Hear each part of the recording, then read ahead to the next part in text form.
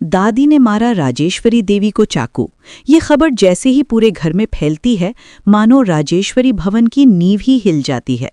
जी हाँ दोस्तों, आपके फेवरेट सीरियल मन सुंदर की कहानी में अब ऐसा भयंकर मोड़ आने वाला है जिसे देखकर हर कोई हैरान रह जाएगा। घर के अंदर कई दिनों से एक अनकही जंग चल रही होती है। बाहर से सब कुछ शांत दिखता है, लेकिन अंदर ही अंदर दादी के मन में आग सुलग रही होती है। वजह साफ है, राजेश्वरी देवी का घर पर बढ़ता हुआ अधिकार। हर फैसला अब उन्हीं का होता है, हर कोई उनकी बात मानता है, और यही बात दादी को अंदर ही अंदर खाए जा रही होती है। दादी के मन में बार बार एक ही विचार आता है, क्या मैं इस घर में अब किसी काम की नहीं रही? उनकी आंखों में जलन, गुस्सा और अपमान की मिलीजुली भावना साफ दिखाई देने लगती है। धीरे धीरे ये गुस्सा एक खतरनाक रूप लेने लगता है। एक रात जब पूरा घर शांत होता है, दादी चुपचाप अपने कमरे से निकलती हैं। उनके हाथ में एक चाकू होता है।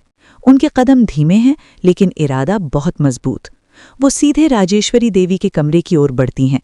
उधर राजेश्वरी देवी अपने कमरे की तरफ आ रही होती हैं, अनजान इस बात से कि कोई उनके लिए जाल बिछा चुका है। जैसे ही दादी उन्हें आते हुए देखती हैं, वो जल्दी से पर्दे के पीछे छुप जाती हैं। कमरे में हल्की रोशनी जल रही होती है।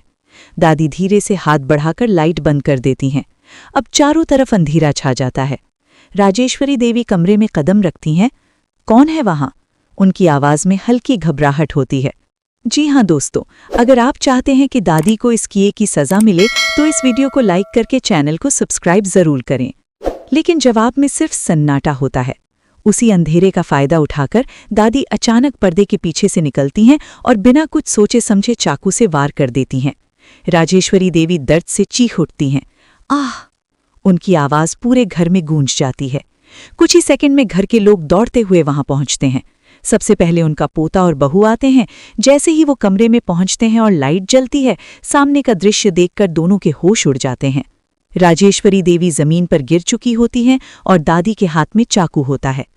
पोता कांपती हुई आवाज में कहता है, दादी, आपने ये क्या कर दिया? उसकी आंखों में यकीन नहीं होता। बहू भी सन्न रह जाती है। उसके हाथ कांपने लगते हैं। दादी कुछ पल तक चुप रहती हैं। उनके चेहरे पर गुस्सा अब भी है, लेकिन साथ ही एक अजीब सा सुकून भी, जैसे उन्होंने अपने मन की आग निकाल दी हो। तभी पीछे से तेज कदमों की आवाज आती है। नाहर दौड़ते हुए वहां पहुंचता है। जैसे ही उसकी नजर उस दृश्य पर पड़ती है, राजेश्वरी देवी खून से लथपथ और दादी हाथ में चाकू लिए खड़ी उसके पैरों तले जमीन खिसक जाती है। ये सब क्या हो गया? नाहर की आवाज टूट जाती है। पूरा माहौल एकदम भारी हो जाता है। घर जो कभी हंसी खुशी से भरा रहता था, अब डर और सदमे में डूब चुका होता है। नाहर तुरंत राजेश्वरी देवी को उठाने की कोशिश करता है।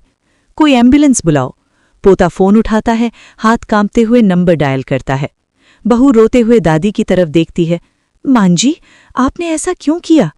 दादी अब धीरे धीरे टूटने लगती हैं। उनकी आंखों से आंसू निकल आते हैं।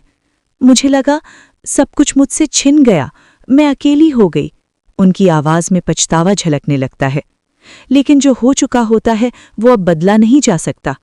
कुछ ही देर में एम्बुलेंस आती है और राजेश्वरी देवी को अस्पताल ले जाया जाता है।